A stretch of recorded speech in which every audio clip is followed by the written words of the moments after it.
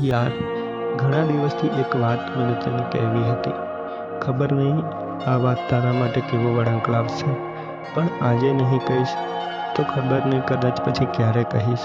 હું જાણું છું કે જીવન બહુ નાનું છે અને આ જીવનમાં આપણને અનેક પ્રકારના લોકો મળે છે અને તે બધા લોકોમાં તું પણ એક છે.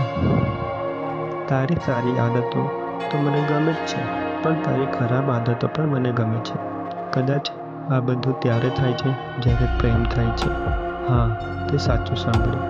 કદાચ આ પ્રેમ જ છે જે મને તારાથી થઈ ગયો છે.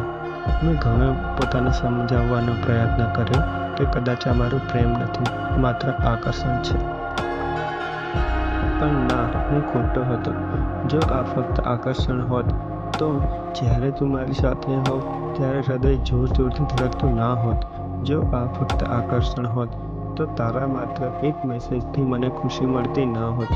તું જ તે લકી ગર્લ છે મારી જીવનમાં, જેની સાથે હું આખી જિંદગી શેર કરી શકું છું.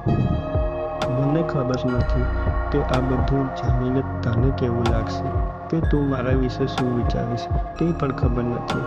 પણ જો આજે નહીં કહું તો કદાચ કહી નહીં શકીશ ક્યારેય. હું જેટલું જલ્દી કહીશ તેટલું જલ્દી તારો જવાબ પણ મળી જશે. જો તારો જવાબ ના હશે તો પણ કોઈ પ્રોબ્લેમ નથી. જીવન જેમ ચાલી રહ્યું છે તેમ જ ચાલશે. જો તારો જવાબ હા હશે તો વિશ્વાસ કરજે કે દુનિયાની બધી ખુશીઓ લાવવા માટે હું બધી કોશિશ કરીશ.